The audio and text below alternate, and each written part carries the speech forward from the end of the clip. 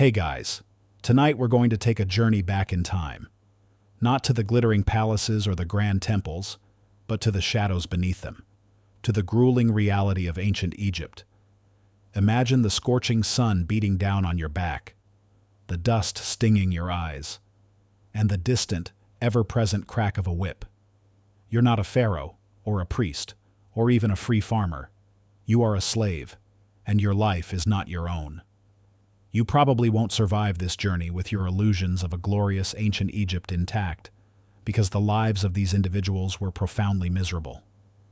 So, before you get comfortable, take a moment to like the video and subscribe, but only if you genuinely enjoy what I do here. And hey, let me know where you're listening from and what time it is for you right now. Now, dim the lights. Maybe turn on a fan for that soft background hum. And let's ease into tonight's journey together. You feel the rough, worn fabric of your simple loincloth against your skin, the only protection you have against the relentless heat of the Egyptian sun. Your muscles ache from yesterday's labor, and the prospect of another day under the overseer's gaze fills you with a deep, weary dread. You live your life under the shadow of the pharaoh, a towering figure of divine authority whose grand projects and opulent lifestyle are built upon your sweat and suffering. You'll quickly discover that ancient Egyptian slavery, while sometimes nuanced, was a brutal and inescapable reality for countless individuals. The very air you breathe seems to carry the weight of your servitude. Every sunrise brings a new demand, a new task, with no hope of reprieve or escape. You are part of a vast, unseen workforce, the silent engine that powered one of history's most magnificent civilizations, from the construction of monumental tombs and temples to the cultivation of vast agricultural fields. Your labor is the foundation upon which the glory of Egypt rests, you might joke, bitterly, that your job description was simply human bulldozer, perpetually on call. A mainstream historical fact is that slavery was a deeply embedded institution in ancient Egypt. Though its nature evolved over millennia, slaves were considered property, bought and sold, inherited, and often branded, unlike some later forms of chattel slavery. Egyptian slavery often encompassed a broader spectrum, including both forced labor and forms of bonded servitude. But the fundamental lack of freedom remained constant. Your days are dictated by the rhythm of forced labor. You wake before dawn, often in cramped, communal barracks, the air thick with the smell of unwashed bodies and stale food. There is no time for personal rituals, no moment for quiet contemplation. The harsh shouts of the overseers, punctuated by the sharp crack of their whips, are your constant companions, driving you from first light until well after dusk. You are simply a cog in a massive, unyielding machine. Historians still argue whether the concept of slavery in ancient Egypt aligns perfectly with modern definitions, given the variations in status, rights, and responsibilities. Some scholars prefer terms like unfree labor or state-controlled servitude to differentiate it from, for instance, Roman chattel slavery. However, regardless of the precise terminology, the core experience for individuals was a life of forced labor, limited freedom, and vulnerability to the will of others. A quirky tidbit despite the harsh conditions. Some records suggest that enslaved individuals in certain private households might occasionally earn small allowances or even acquire personal possessions, hinting at a very limited degree of upward mobility or negotiation within their bondage. This was, however, the exception, not the rule, and largely at the benevolence of their owner. So, sometimes you might get a shiny pebble, but you still weren't going anywhere. The weight of the pharaoh's shadow isn't just symbolic, it's tangible. You are working for the divine king, a living God, and your suffering is seen as part of the natural order, a necessary sacrifice for the maintenance of Ma'at, cosmic harmony. This religious justification for your servitude only deepens the sense of hopelessness, for even the gods seem to condone your miserable existence.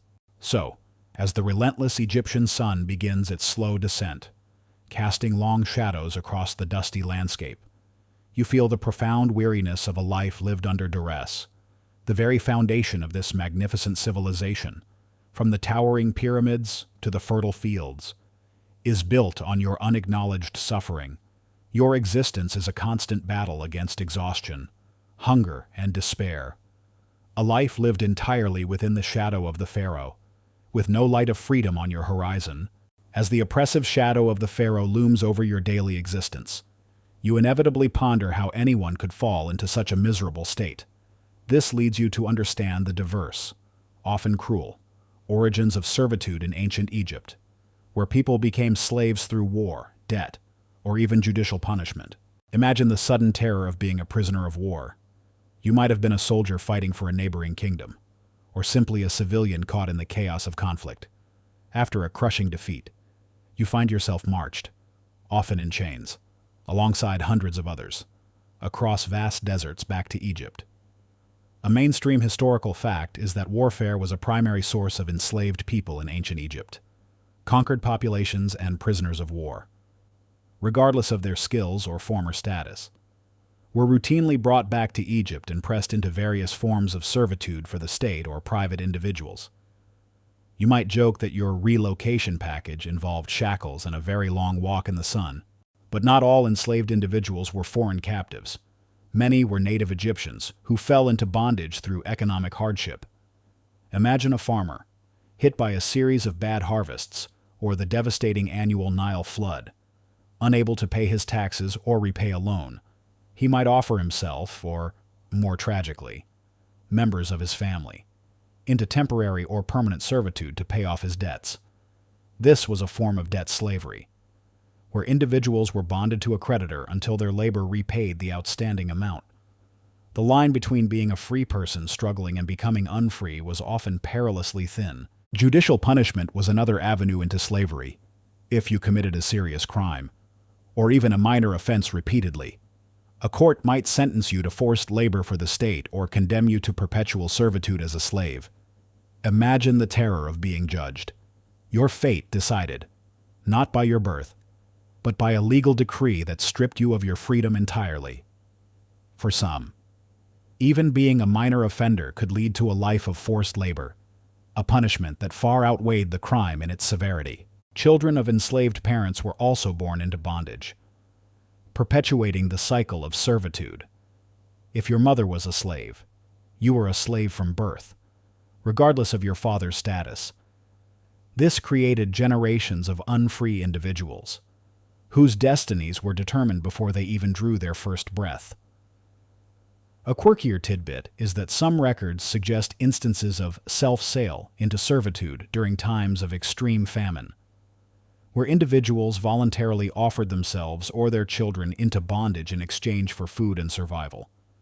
A desperate act highlighting the depths of their desperation. Historians still argue about the relative proportion of foreign captives versus native Egyptians who entered into various forms of servitude. While prisoners of war were clearly a significant source, the economic and judicial mechanisms for enslaving Egyptians meant that a substantial portion of the unfree population could also be of native origin. Blurring the lines between slave and debt-bonded laborer, the process of becoming unfree was often brutal and dehumanizing. You might be branded, tattooed, or otherwise marked to signify your enslaved status. Your name might be changed, further severing your ties to your former identity. You would be marched to your new place of labor or ownership, stripped of your past life and forced into a new, grim reality where your body and labor belonged entirely to someone else. So, as you recall the moment your freedom was lost, whether in the dust of battle, the despair of debt, or the cold judgment of a court, you understand that the origins of servitude were varied, yet equally devastating. Your past, your family, your very identity, all were stripped away, leaving you with nothing but your labor and the bleak prospect of a life defined by the will of others, with no hope of breaking free from the chains that now bind you, visible or otherwise. Once you've fallen into servitude, regardless of its origins, the most crushing reality you face is the stark truth of no freedom in chains. Your life, your labor, and your very body are not your own. You are property, subject to the whims of your owner or the demands of the state, with virtually no legal rights or personal autonomy. Imagine waking up each day with the knowledge that every action, every movement, Every breath you take is under the control of another. You cannot choose where you live, what work you do, or even who you love. A mainstream historical fact is that enslaved people in ancient Egypt had virtually no legal rights. They could not own property, could not marry or divorce without their owner's permission, and could be bought, sold, or inherited like any other chattel. You might joke, bitterly, that your only guaranteed right was the right to be told what to do. Your fundamental identity is stripped away. You are a tool, a resource, a means to an end for the pharaoh, the temple, or a wealthy private owner. You might be given a new name, further severing ties to your past. Your family, if you had one, might be scattered, sold to different owners, leaving you with a profound sense of loss and isolation. There is no concept of personal space, privacy, or individual dignity. Your body is merely an instrument for labor. The lack of autonomy extends to every aspect of your life. You have no say in your diet, your clothing, or your living conditions. These are provided by your owner, dictated by the necessities of your labor and the minimum required for your survival. You cannot refuse work, no matter how arduous or dangerous, without facing brutal punishment. Your body is pushed to its limits, day after day, in the service of another's will. Historians still argue whether the concept of manumission, the freeing of slaves, was a common or rare occurrence in ancient Egypt, and under what specific circumstances it might happen. While some legal texts hint at the possibility of enslaved individuals gaining freedom, it was likely an infrequent event, often dependent on the owner's benevolence or specific contractual agreements that are not fully understood. Even your future is not your own. You cannot plan for tomorrow, for your life is subject to the immediate needs of your master. You could be sold at any moment, separated from any connections you might have formed. Your children, as we discussed, are born into the same bondage, perpetuating the cycle of servitude, offering little hope for a better future for your lineage. A quirkier tidbit, despite their lack of rights. Some records indicate that enslaved individuals could, in rare instances, be used as witnesses in legal proceedings, or even participate in minor commercial transactions on behalf of their masters. This highlights the complex and sometimes contradictory nature of their legal status, where they were simultaneously property and, on occasion, acknowledged as agents within the legal system. So, you might be a piece of property, but occasionally, you were a piece of property that could testify in court. The chains that bind you are not always visible. While physical shackles might be used during transport or for particularly rebellious individuals, the true chains are legal, social, and psychological. The constant threat of punishment, the ingrained belief in your inferiority, and the societal acceptance of your status all serve to keep you in your place, robbing you of any hope of self-determination. You are a walking testament to the immense power wielded by the elite of ancient Egypt, a power that completely eclipses your individual humanity. So, as the long, arduous day stretches before you, you feel the invisible weight of your bondage pressing down. Every breath, every movement, every moment is a stark reminder of your utter powerlessness. Your life is defined by the fundamental truth of no freedom in chains, a miserable existence where your very essence is owned, controlled, and exploited for the glory of a civilization that offers you nothing but endless toil and despair. With the crushing weight of your unfreedom settling upon you, your daily reality is soon dictated by the specific form your servitude takes. For countless ancient Egyptian slaves, this meant facing the colossal demands of building giants' pyramid labor. You become part of the human engine constructing monuments that would defy time, though your own time feels painfully short. Imagine the deafening clamor of thousands of workers. The scorching sun bakes the desert floor, reflecting blinding light back into your eyes. You're one of many, pulling on a heavy rope, straining with every fiber of your being as a massive stone block, perhaps weighing many tons, slowly inches forward on a wooden sled. Dust fills your lungs, sweat stings your eyes, and the rhythmic shouts of the overseers, punctuated by the crack of whips, push you beyond endurance. A mainstream historical fact is that the monumental construction projects of ancient Egypt, including pyramids, temples, and obelisks, relied on a massive workforce, which included a significant number of enslaved laborers alongside corvée-forced seasonal workers. You might joke that your team-building exercise involved moving mountains, literally, with your bare hands. The work is unrelenting. Day after day, you haul, push, and lift. You learn the precise, agonizing choreography of moving immense weights with primitive tools, levers, rollers, sleds, and sheer human muscle. The danger is omnipresent: a slip, a loose rope, a crumbling ramp, and a falling stone could crush you instantly, leaving barely a ripple in the vast sea of laborers. Accidents are common, and the injured are often left to their fate. As there is little time or resources for the sick or broken, your diet is meager, designed for sustenance, not strength.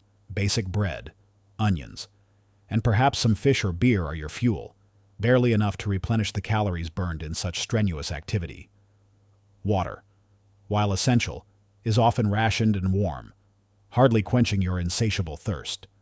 The combination of grueling labor and inadequate nutrition makes you constantly vulnerable to exhaustion and illness. Historians still argue about the exact proportion of slaves versus free or corvée laborers involved in pyramid construction and the precise conditions under which they worked. While popular myth often depicts only slaves building the pyramids, it's clear that a mixed workforce was employed. But the nature of the labor was undoubtedly forced and exceptionally arduous for all involved, with slaves at the very bottom of the hierarchy. The sheer scale of these projects is overwhelming. You look up at the towering, unfinished structure, its peak seemingly scraping the heavens, and despair at the endless work ahead. Each stone represents untold hours of human suffering. These monuments are built not just with stone, but with the crushed spirits and broken bodies of people like you. A quirkier tidbit: some archaeological discoveries at workers' villages near pyramid sites have revealed evidence of basic medical care, including splints for broken bones and even crude surgeries, suggesting that even enslaved laborers, or at least those considered valuable enough, received some minimal treatment to keep them working. So, you might get a rough bandage, but only so you could get back to hauling rocks. The relentless pressure to meet quotas, to complete sections on schedule, falls directly on your shoulders, the overseers. Often driven by their own fear of the pharaoh's wrath, push you mercilessly. There is no escape from the noise, the dust, the heat, or the constant threat of the lash. Your life becomes an endless cycle of backbreaking labor, driven by the ambition of a god-king whose face you will never see.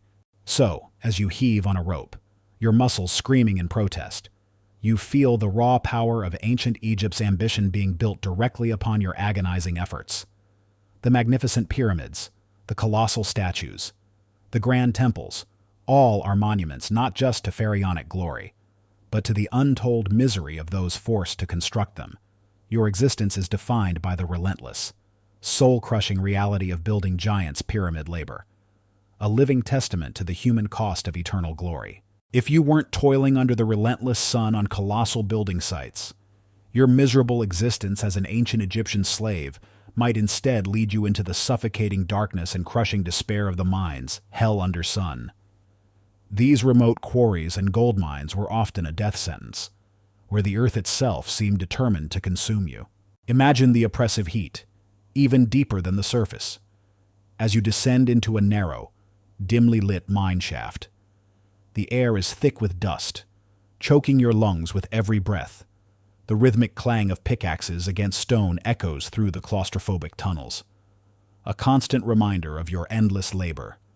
You are one of many, forced to chip away at rock faces in search of precious metals or valuable stone, knowing that every swing of your tool brings you closer to exhaustion, collapse, or a cave-in. A mainstream historical fact is that enslaved laborers were extensively used in ancient Egyptian mining operations, particularly in remote and harsh regions like the Eastern Desert and Nubia, where conditions were notoriously brutal and mortality rates high.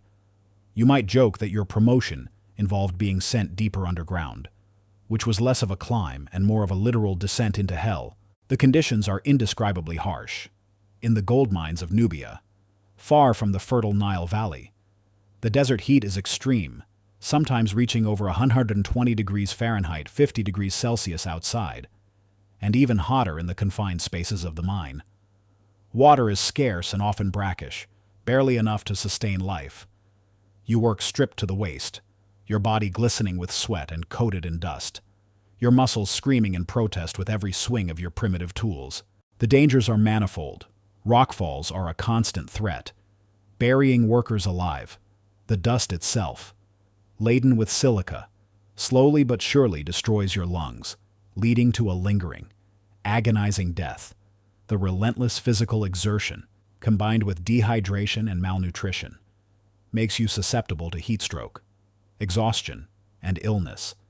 Many never emerge from these mines, their bodies left unceremoniously in the tunnels or buried in shallow graves outside. Historians still argue whether the extreme brutality described in some ancient accounts of Egyptian mines, particularly those by Greek writers like Diodorus Siculus, were entirely accurate or somewhat exaggerated for dramatic effect.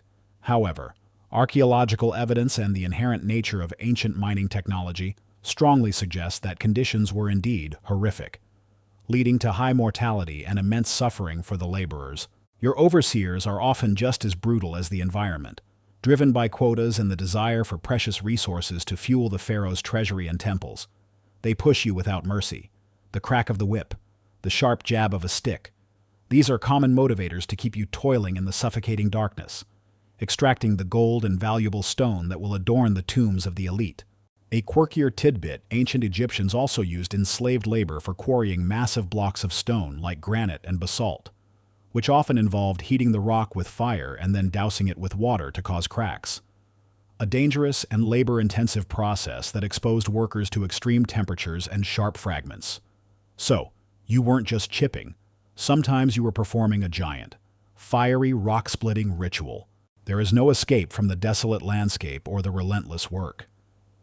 These mining outposts are isolated, often surrounded by miles of barren desert, making any thought of escape virtually impossible. Your life becomes an endless cycle of descent into the earth, desperate toil, and a slow, agonizing slide towards an inevitable end, all in the service of a distant, unseen pharaoh. So, as you swing your pickaxe, the dull thud echoing in the close confines of the tunnel, you feel the earth itself pressing down on you. The darkness, the dust, the heat, all conspire against your survival. Your existence is defined by the relentless, soul-crushing reality of the mine's hell under sun, a living testament to the ultimate human cost of ancient Egypt's glittering wealth, where the value of gold was measured in the crushed bodies and broken spirits of those forced to extract it.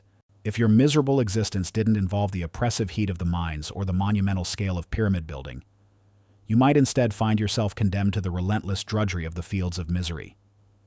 Here, under the watchful eye of overseers, you would toil in the fertile lands along the Nile, generating the food that sustained a vast civilization, while barely receiving enough to sustain yourself.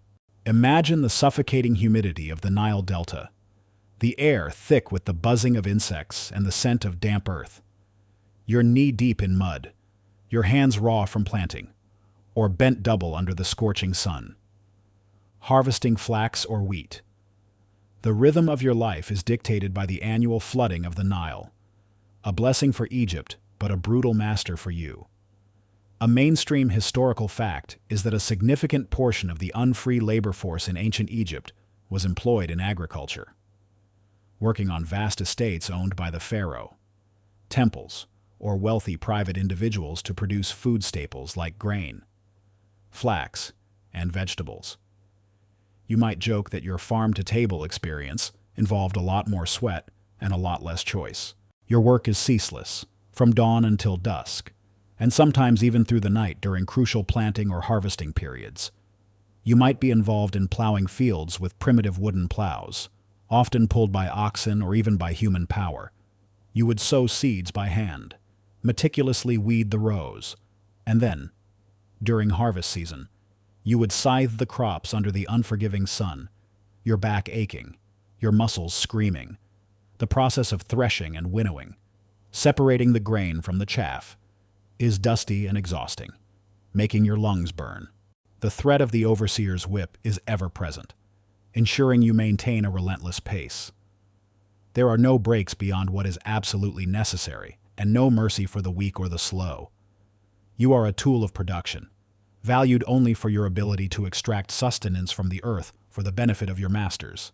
Historians still argue about the precise living conditions and treatment of agricultural laborers, compared to those on monumental building projects or in mines.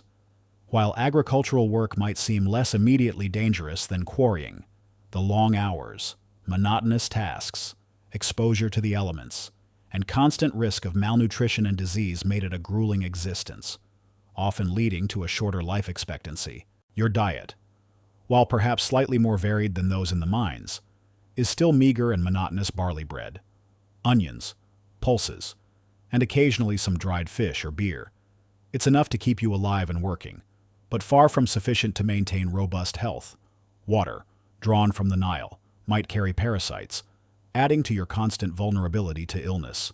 A quirkier tidbit: ancient Egyptian agricultural workers, including slaves, were sometimes depicted in tomb paintings, showing them diligently performing their tasks under the watchful eyes of overseers.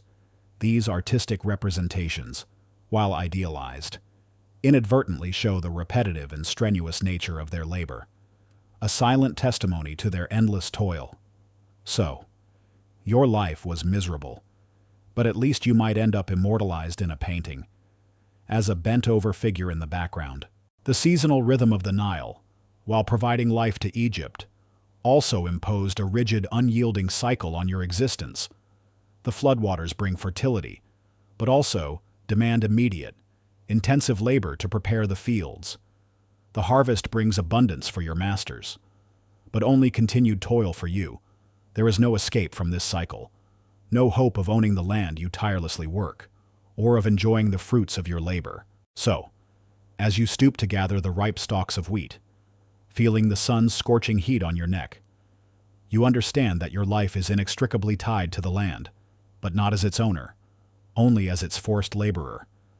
The fertile fields of misery yield abundance for others, but for you, they are simply another arena of suffering, where your life is consumed by endless toil, ensuring that the granaries of Egypt are full, while your own stomach often aches with hunger. If your lot didn't place you under the scorching sun in the fields or the suffocating darkness of the mines, you might instead find yourself confined to domestic drudgery within the opulent households of the wealthy elite. Here, the chains that bound you were perhaps less visible, but the ceaseless, thankless tasks made your life equally miserable. Imagine the cool, shadowed interior of a nobleman's villa, a stark contrast to the blazing sun outside. The air might be perfumed with exotic scents, and the walls adorned with vibrant paintings. But for you, this is not a place of comfort, but a gilded cage of endless chores.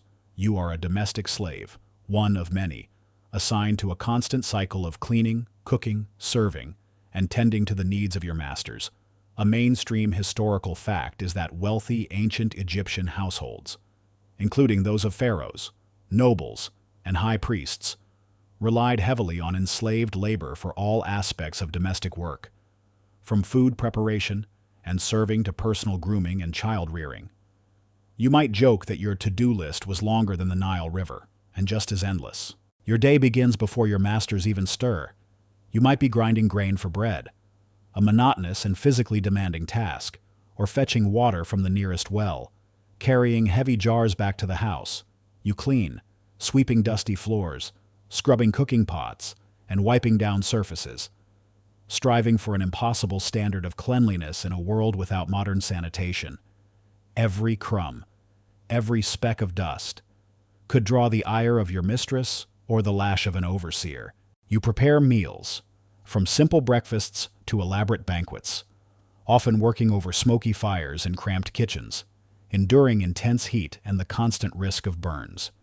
You serve your masters, fetching their food, pouring their wine, fanning them in the heat, always standing silently, anticipating their every whim. Your own meals, if any, would be eaten quickly, often consisting of leftovers or the most basic rations. If you are a female slave, you might be involved in weaving textiles, a skill that required endless hours of painstaking labor, or tending to the elaborate hairstyles and cosmetic needs of your mistress. If you are a male slave, you might be involved in maintaining the house, tending gardens, or acting as a personal attendant. For some, the duties might extend to child-rearing, where you would care for your master's children. Nurturing them, even as your own children might be far away or in equally miserable circumstances. Historians still argue whether domestic slavery, despite its often less physically demanding nature than field or mine labor, was psychologically more oppressive due to the constant, intimate proximity to owners and the intense scrutiny of every action, the lack of privacy, the emotional manipulation, and the potential for sexual exploitation often created a unique form of misery. The constant demand for perfection, for instant obedience, and for anticipating your master's unspoken desires creates immense psychological pressure. You live in a state of perpetual anxiety, terrified of making a mistake, of incurring your owner's wrath. Your personal life, your thoughts, your feelings, they are entirely suppressed, replaced by the relentless performance of servitude. A quirkier tidbit: some domestic slaves, particularly those with specialized skills like musicianship, dancing, or even literacy, might have enjoyed a slightly higher status or better treatment than common laborers, as their skills made them more valuable and less replaceable. However, this still did not equate to freedom, and their lives remained entirely at their owner's discretion. So, you might be a talented musician, but your gig was essentially forced labor with a side of entertainment. There is no respite from the watchful eyes, no true moment of peace. Your days are an endless cycle of serving, cleaning, and obeying. Your life a constant echo of your master's needs. You are a silent, invisible fixture in their opulent world, providing comfort and luxury for others, while your own existence is defined by its ceaseless, thankless drudgery. So, as you silently hand a cup of cool water to your master, feeling the ache in your own parched throat, you understand that the grandeur of the Egyptian elite is built on your relentless efforts. Your life of domestic drudgery is a hidden misery, an unseen burden that keeps the wheels of their luxurious world turning, while you remain trapped in its intricate, never-ending demands. Whether your misery was found in fields, mines, or grand villas, a pervasive and constant companion was the reality of your life's harsh diet.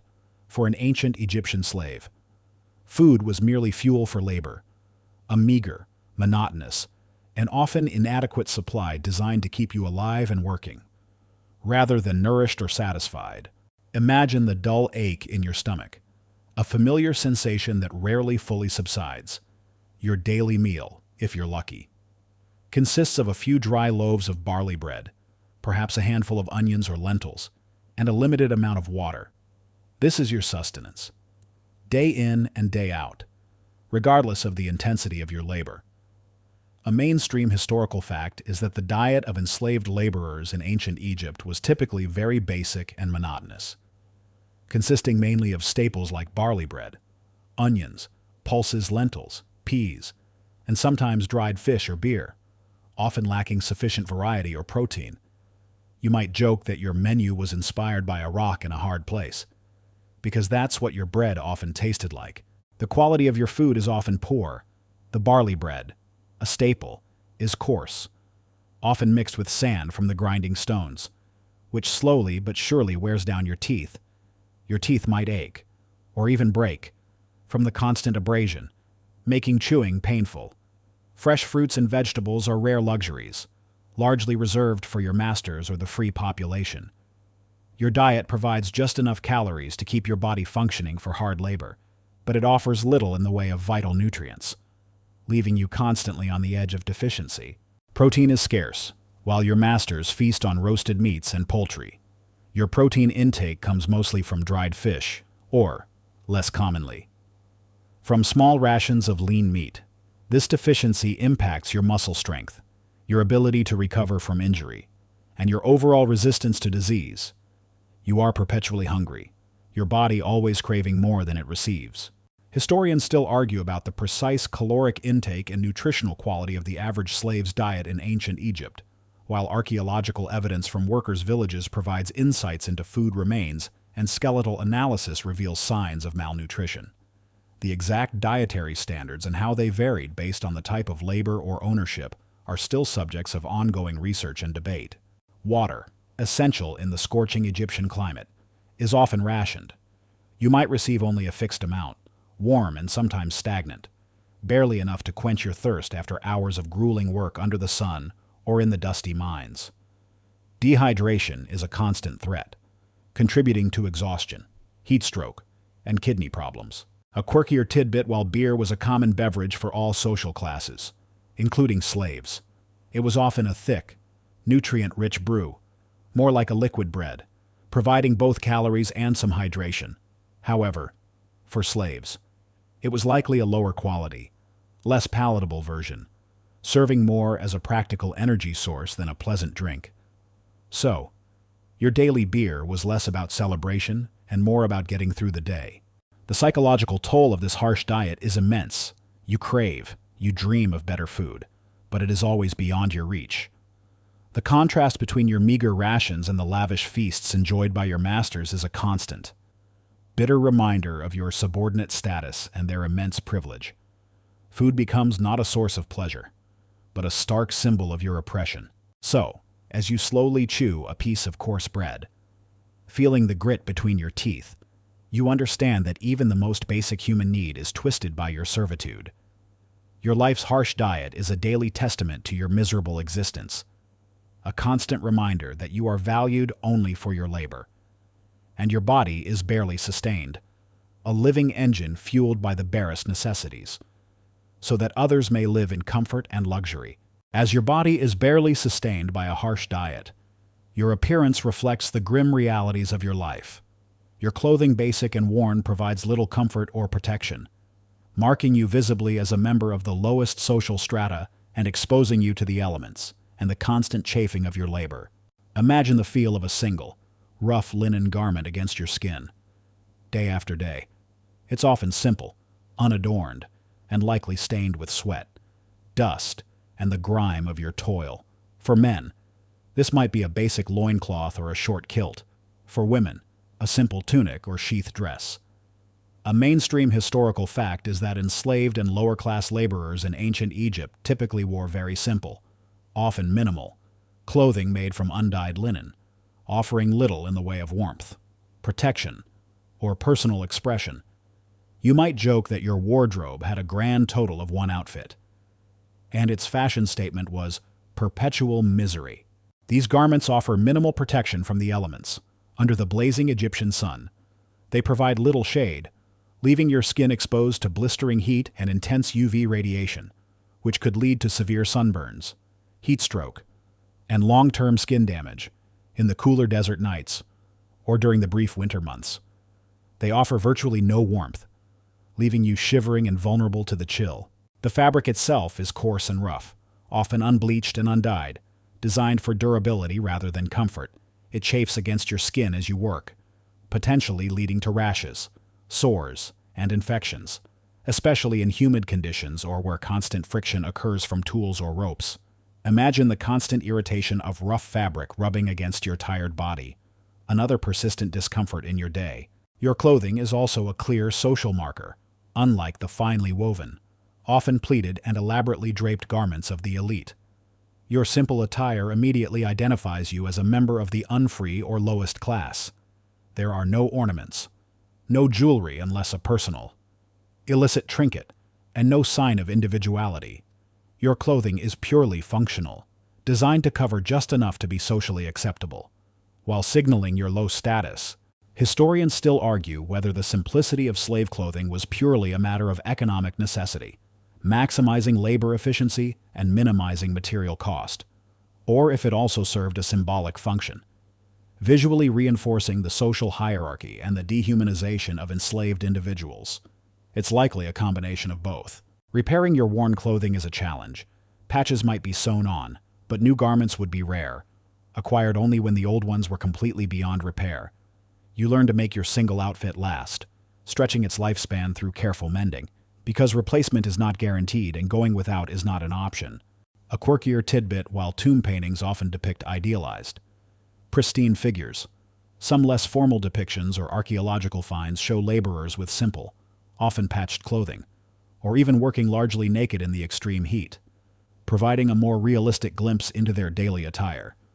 So, sometimes your outfit was just sweat and dust. The constant wear and tear from arduous labor means your clothing is perpetually dirty, sweat-soaked, and covered in dust or mud, without regular access to water for washing, and no soap beyond crude ash mixtures. The smell of your clothes would be unpleasant, contributing to your overall discomfort and vulnerability to skin infections and infestations. So, as you feel the familiar scratch of your worn linen against your skin, you understand that your appearance is a grim testament to your suffering. Your clothing, basic and worn, is more than just fabric. It's a constant reminder of your lack of status, your vulnerability to the elements, and the unending toil that strips away not just your comfort, but also your very dignity, leaving you with little more than the bare necessities to cover your misery. With your basic, worn clothing as your only comfort, your living situation provides little respite. Your shelter, crowded and crude, offers minimal protection and contributes significantly to the constant cycle of illness and discomfort that defines your miserable existence as an ancient Egyptian slave. Imagine stepping into a small, windowless dwelling after a long, grueling day of labor. The air inside is stifling, thick with the smell of too many bodies, stale food, and the ever-present dust. You share this cramped space with numerous other enslaved individuals, perhaps entire families crammed into a single room. A mainstream historical fact is that enslaved and lower-class laborers in ancient Egypt often lived in purpose-built villages or barracks near their work sites, characterized by small, densely packed housing units with limited amenities and poor sanitation. You might joke that your apartment complex offered a great sense of community, mainly because you were practically sitting on top of each other. These dwellings are typically constructed from mud brick, with flat roofs that offer some shade but little insulation from the extreme temperatures. In the summer, they become ovens, trapping the day's heat. In the cooler winter nights, they offer inadequate warmth, leaving you shivering. The floors are usually just packed earth, damp and dusty, offering no true comfort for your exhausted body. There is virtually no privacy. Every conversation, every movement, every personal moment is shared with dozens of others. This constant lack of personal space creates psychological stress, making it impossible to truly relax or find solitude. Your bed might be nothing more than a straw mat on the floor, offering little cushioning from the hard ground. The sanitation is appalling.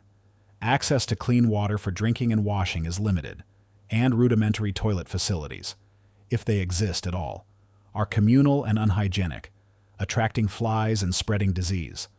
Waste disposal is primitive, often involving simply discarding refuse outside the dwellings, which further contaminates the living environment. The combination of overcrowding, poor ventilation, and inadequate sanitation creates a perfect breeding ground for various illnesses. Historians still argue about the exact layout and scale of living quarters for enslaved populations across different time periods and regions of ancient Egypt. While archaeological sites like Deir el-Medina provide detailed insights into the lives of free artisans, direct evidence for slave housing is less abundant, often inferred from general labor camp structures.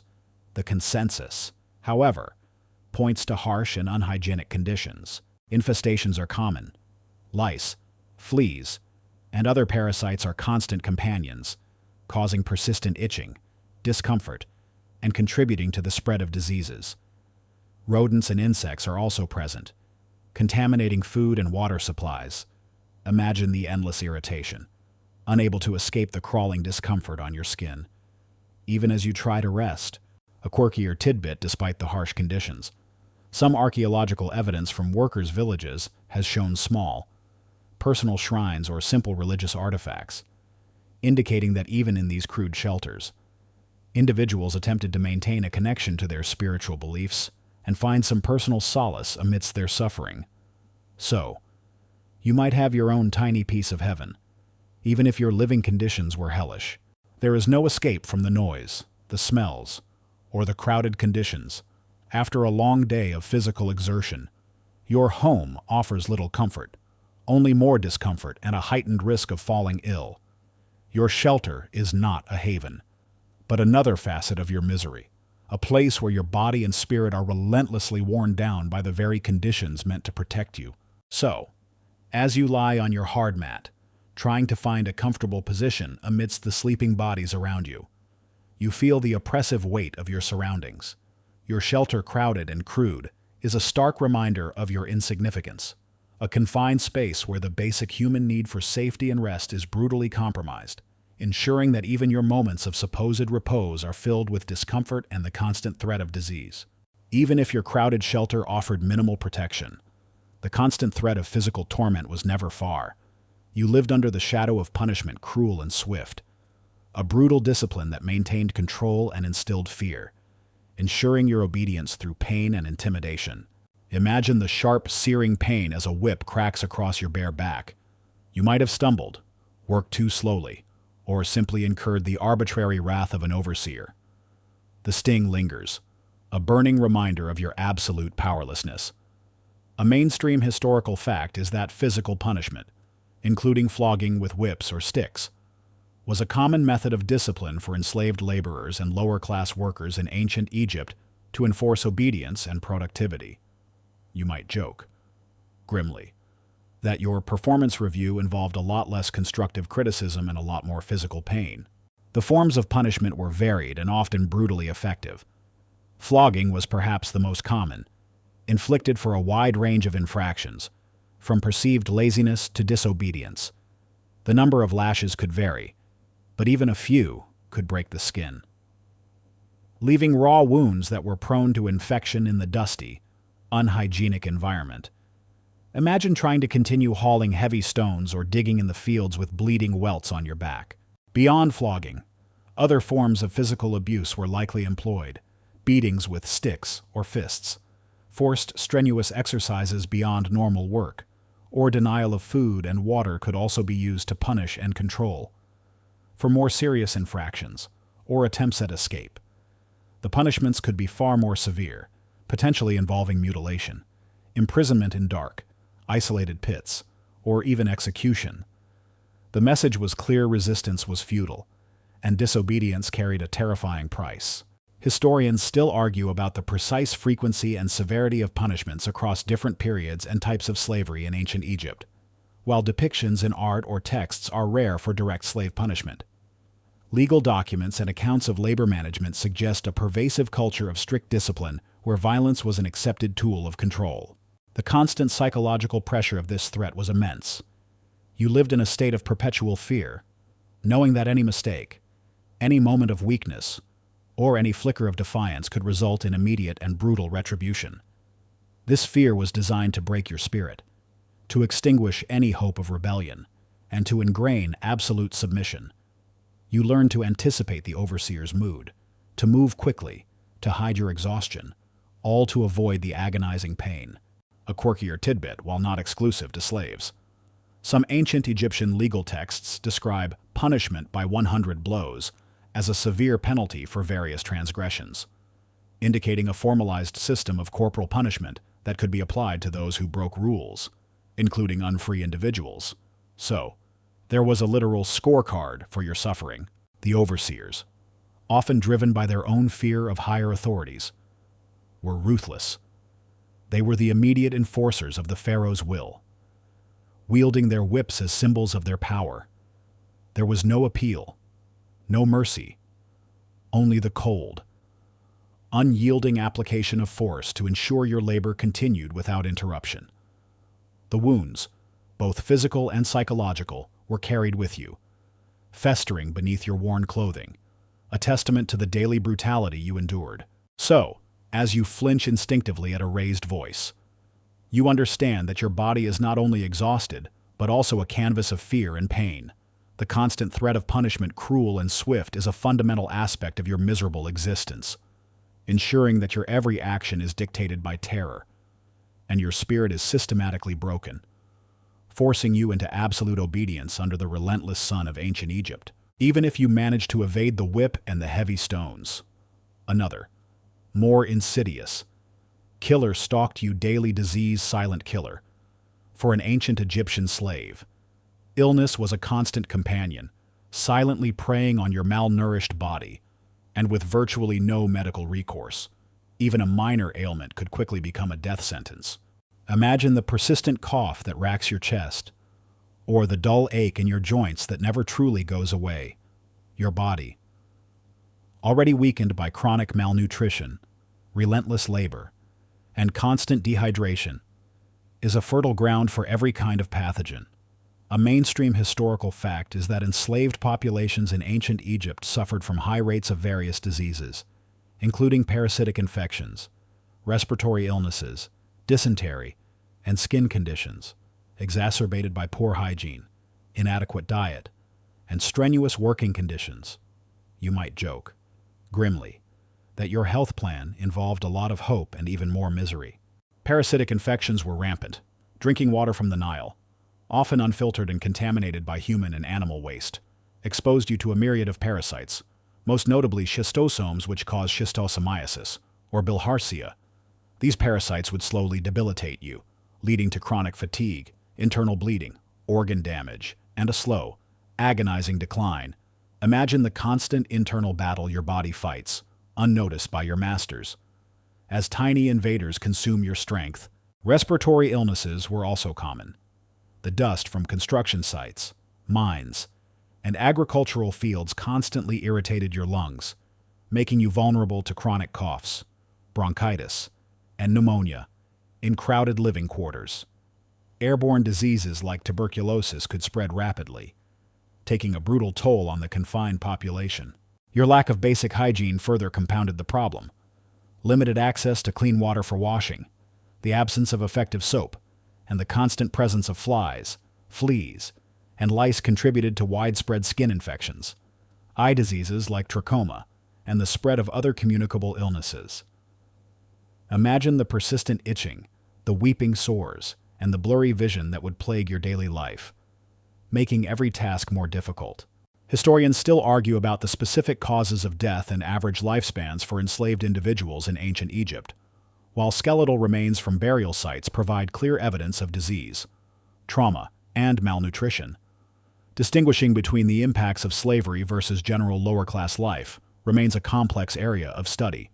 However, the evidence overwhelmingly points to a significantly harder and shorter life for the unfree. Access to medical care was virtually non-existent for you. While the pharaoh and elite had access to skilled physicians, you, a mere slave, would be left to suffer. There were no compassionate healers, no remedies beyond perhaps basic folk cures or desperate prayers. If you became too ill to work, you were often simply discarded, left to die, or sold off as a liability.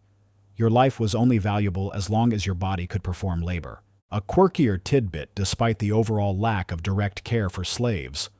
Some medical papyri show an advanced understanding of certain diseases and injuries for the time. However, this knowledge was primarily applied to the elite, leaving the enslaved largely untouched by the more sophisticated medical practices. So, cutting-edge medicine existed, but not for your aching body. The constant cycle of disease meant that you were rarely truly well. A nagging cough, a persistent stomach ailment, a chronic rash, these were simply part of your normal existence.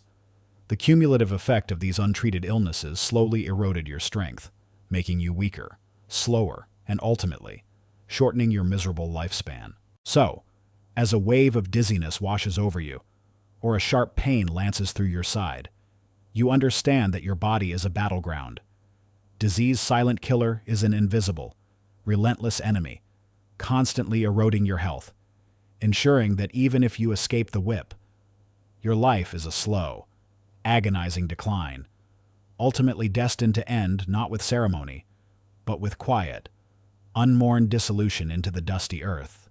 Beyond the physical torment and the silent threat of disease, one of the most profound miseries of being an ancient Egyptian slave was the constant attack on your humanity, particularly through the omnipresent threat to family bonds under threat. Your deepest connections, your loved ones, were always precarious, subject to the whims of your owner and the cruel demands of the system. Imagine the wrenching pain of watching a child, your own flesh and blood, being led away, sold to a distant owner. You might never see them again, or perhaps your spouse. The only source of comfort in your brutal existence is assigned to a different work gang or transferred to another estate, leaving you utterly alone. A mainstream historical fact is that enslaved families in ancient Egypt had no legal recognition, and members could be separated at any time through sale, inheritance, or reassignment, leading to immense emotional distress and the fragmentation of family units. You might joke, with a catch in your throat, that your family reunion was a game of chance, with terrible odds. Unlike free Egyptians, enslaved individuals could not legally marry or form recognized family units, while relationships between enslaved men and women certainly existed. And children were born. These bonds were informal, existing only at the tolerance of the owner. This meant there was no legal protection for your partner or your children. They were property, just like you, and their fate was entirely in the hands of your master. The fear of separation was a constant, gnawing anxiety. Every transaction, every relocation, every death of an owner carried the terrifying possibility of being torn from those you loved. You learned to live with this precariousness, trying to find solace in fleeting moments of connection, knowing they could be shattered at any moment. Imagine the desperate goodbyes, the unspoken anguish, as a loved one disappears into the horizon, never to return. Historians still argue about the frequency of family separations within enslaved communities. While direct evidence is scarce, the economic logic of slavery selling surplus labor, reassigning individuals based on need, strongly suggests that such separations were common, contributing significantly to the psychological trauma of bondage. Some argue that masters might try to keep families together for productivity, but this was likely secondary to economic or logistical concerns. The disruption of kinship extended beyond immediate family. The communal life in slave barracks or work camps meant that a semblance of extended family or community might form, offering some mutual support. However, even these broader connections were fragile, subject to arbitrary disruption, further isolating individuals and preventing the development of stable, supportive networks. A quirkier tidbit despite the systemic pressures. Some archaeological finds in workers' villages, like shared cooking pots or small, personally crafted amulets, hint at attempts by enslaved individuals to maintain a sense of community and personal connection, even in the most inhumane conditions. So, even amidst the misery, tiny acts of love and shared humanity might have persisted. The psychological toll of these threatened family bonds was profound. It deprived you of the fundamental human need for stable relationships, for continuity, and for the solace of familial love. It reinforced your powerlessness, demonstrating that even your deepest affections were not your own, but subject to the arbitrary control of your owners. This constant vulnerability to loss added another layer of misery to your already brutal existence, making every fleeting moment of connection bittersweet. So, as you watch a fellow slave embrace a child, a silent wave of fear washes over you. You know that bond, however cherished, is tenuous, constantly under the axe of arbitrary power. Your life is marked not just by physical toil, but by the relentless assault on your spirit through the constant threat to your family bonds under threat, ensuring that even your most precious relationships are a source of profound anxiety and potential heartbreaking loss. Given the unyielding misery and the constant threat to your family bonds, it's natural to wonder if there was any hope of fighting back. However, for ancient Egyptian slaves, resistance fleeting and risky was a desperate gamble, often futile and rarely successful, with brutal consequences for those who dared to defy their masters. Imagine a whispered conversation in the darkness of your crowded barracks, a fleeting thought of escape, a desperate plan to lash out against an overseer. These moments of defiance, however small, are born of unbearable desperation, but they are met with crushing force. A mainstream historical fact is that large-scale slave rebellions were extremely rare in ancient Egypt. Unlike some other ancient societies, e.g., Rome, largely due to the decentralized nature of Egyptian slavery, the tight control, and the overwhelming power of the state. You might joke, grimly, that your labor union meeting was a secret whispered among a few, quickly ending in despair. Individual acts of resistance were more common, but equally perilous. This might involve feigning illness to avoid work, deliberate slowdowns working just slowly enough to avoid immediate punishment, or subtle sabotage of tools or materials. These were small acts of defiance, designed to preserve a shred of dignity or to ease the burden of labor. But they carried immense risks. If discovered, the punishment would be swift and brutal. As we discussed earlier, escape was another desperate, often suicidal, option. The vast, inhospitable deserts bordering the Nile Valley were formidable barriers. Without knowledge of the terrain, supplies, or sympathetic contacts, survival outside the fertile strip was virtually impossible, even if you managed to cross the desert. You would be a stranger in a foreign land, with no support system, constantly hunted by agents of the state or bounty hunters. The chance of being recaptured and subjected to horrific retribution was extremely high. Historians still argue about the nature and extent of slave resistance in ancient Egypt. While direct evidence of large-scale revolts is scarce, scholars acknowledge that various forms of subtle, everyday resistance likely existed, even if not explicitly recorded. The lack of overt rebellion doesn't necessarily mean acceptance, but rather a testament to the effectiveness of the control mechanisms in place. The fear of collective punishment also served as a powerful deterrent. If one slave attempted to escape or rebel, the entire group might suffer harsher conditions, reduced rations, or increased surveillance. This made organizing any form of collective resistance incredibly difficult.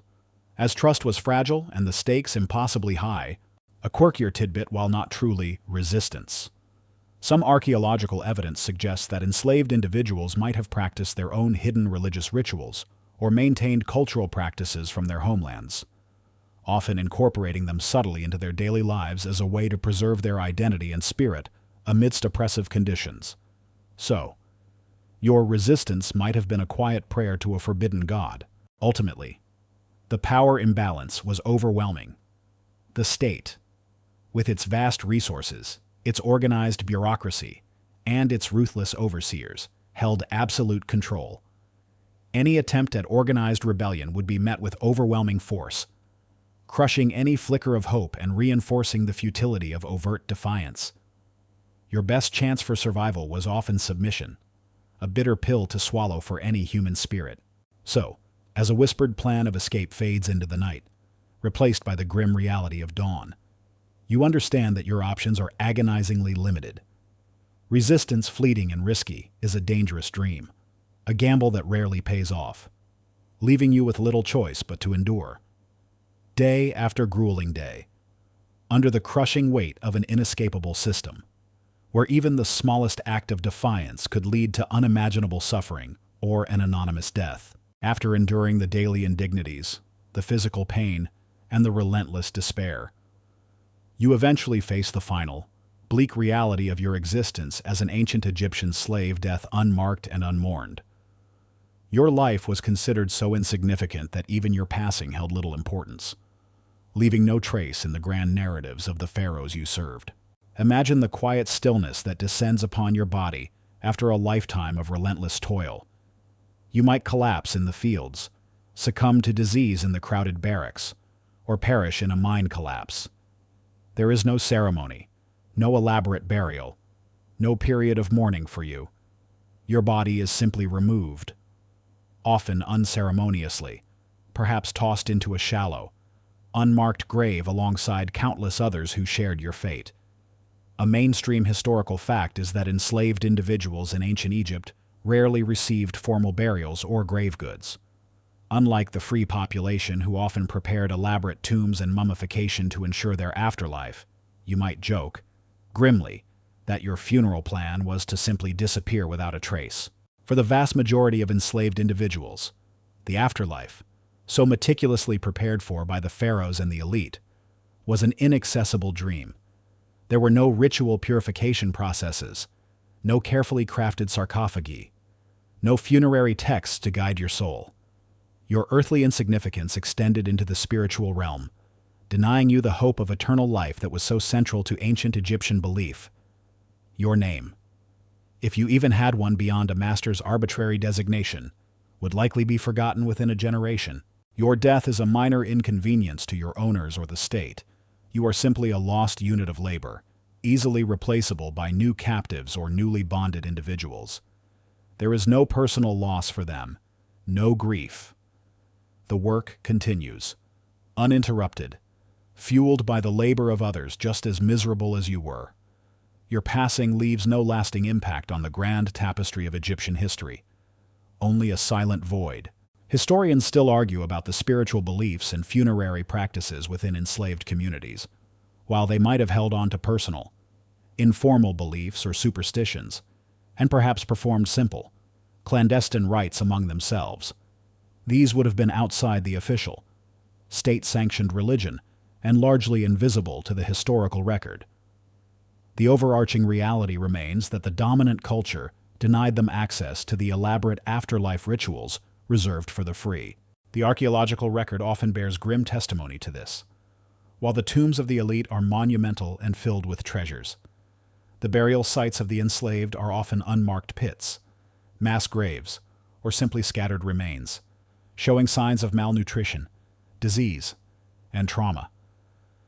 These silent bones are often the only lasting physical trace of your miserable existence, a testament to a life spent in obscurity and pain. A quirkier tidbit despite the general lack of elaborate burials for slaves.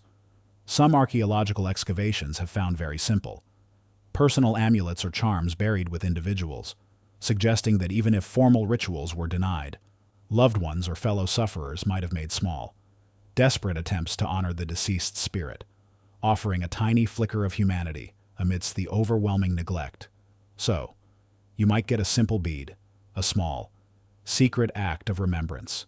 Your life was lived for others, your body exploited until its very last breath. Your death, a release from suffering, is met with indifference. There is no grand procession, no wailing mourners, no hope of eternity in the field of reeds.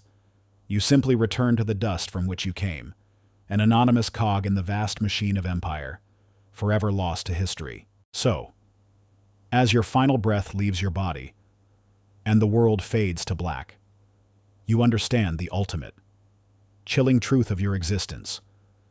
Your death unmarked and unmourned is the final insult, stripping away even the dignity of remembrance, ensuring that your miserable life leaves no trace beyond the anonymous dust of the desert. You are gone, a silent casualty of an empire's relentless ambition. Your story ending not with a flourish, but with an unceremonious quiet, as if you had never truly existed at all. The air in your room grows still now, the faint echoes of ancient suffering gently receding, the distant shouts, the imagined crack of whips, the heavy sun on your skin. They all begin to fade, dissolving back into the quiet hum of history. The dust of ancient Egypt, the scent of parched earth, the feeling of rough linen against your skin. They are but faint whispers on the edges of your awareness. Let the weight of that distant past, the lives lived and lost, gently recede from your mind. Your own bed is soft, your blankets are warm, and the only sounds now are those of your quiet breathing. There's nothing more to do, nowhere else to be. Just rest. Let your mind drift, free from the burdens of history's cruelties. All the struggles and triumphs of those long-ago lives have come to their own peaceful conclusion.